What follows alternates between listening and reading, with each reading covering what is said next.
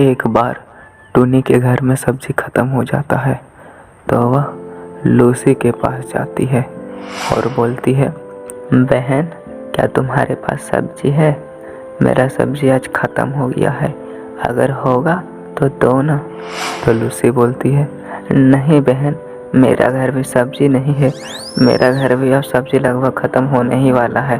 तभी टुनी बोलती है, तो बहन चलो ना बाज़ार से लेते आते हैं। और दोनों बाज़ार चले जाते हैं और एक ठेले में जाके बोलते हैं, भैया आपने ये सब्ज़ी कैसे दिए? तभी वह बोलता है, हाँ बहन, आपको कौन सी सब्ज़ी चाहिए? ये सभी कितने कितने के हैं? ये बैंगन 20 के, गोभी 20 के, प्याज 50 के। बोलिए आपको कौन सा चाहिए बहन? तभी लूसी बोलती है, भैया मुझे इन सब में कुछ भी नहीं चाहिए, मुझे आलू चाहिए था, अगर होगा तो दे दो। तभी वह बोलता है, अच्छा रुको बहन, मैं अभी ला देता हूँ। और वह वहाँ से उड़ के चला जाता है। तभी टुनी कुछ प्याज चोरी कर ले।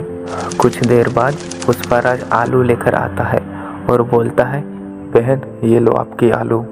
तभी लूसी बोलती है, थैंक यू भैया। उसके बाद टुनी बोलती है, अच्छा भैया मुझे ना लौकी चाहिए था, अगर होगा तो ला दो ना।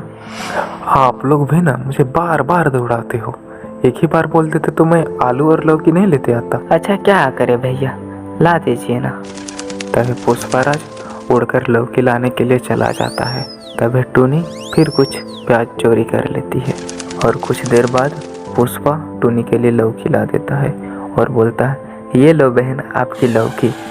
तभी लूसी बोलती है, भैया आपका एक प्याज नीचे गिरा हुआ है, आप इसे उठा लेते तो अच्छा होता।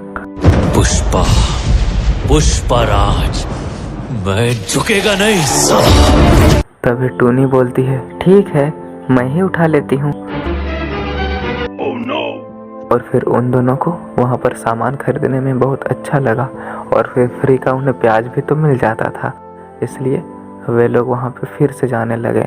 और एक दिन ऐसे ही वे लोग गए और उसी तरह उसे बहाना करके के दुकान से फिर कहीं और सब्जी लाने के लिए भेज दिए और वे लोग फिर पुष्पा के दुकान से चोरी कर लिए। और इस बार वे लोग जानबूझ के कुछ सब्जी नीचे फेंक दिए और फिर कुछ देर बाद पुष्पाराज उन लोगों के लिए सब्जी लेकर आता है। तभी टुनी फिर बोलती है, भैया भैया ये देखो आपका सब्जी नीचे गिरा पड़ा है, आप इसे उठा लेते। तभी पुष्पा बोलता है, पुष्पा, पुष्पाराज, मैं झुकेगा नहीं साला। अच्छा कोई बात नहीं, मैं ही उठा लेती हूँ। Oh no! और झोला भारी होने के कारण इस बार सारी सब्जियां नीचे गिर गई। तभी पुष्पाराज देखता है कि अरे मैंने जैसे कुछ ही सब्जियां दिए थे लेकिन इसके पास ज़्यादा सब्जियां निकल रही है। और वह समझ जाता है कि इन लोगों ने मेरी सब्जियां चोरी की है। और फिर पुष्पा पुलिस को फ़ोन करता है और उन दोनों को थाना भेज देता है। तभी वे लोग खुद में बहुत ही शर्मिंदगी महसूस करते हैं और पुष्पा से बोलते हैं कि भैया हमसे गलती हो गई, अब से ऐसी गलती नहीं होगी, कृपया आप मुझे माफ़ कर दीजिए। तभी पुष्पा बोलता है कि नहीं, तुम दोनों ने चोरी किया है और मैं तुम दोनों को माफ़ नहीं कर सकता।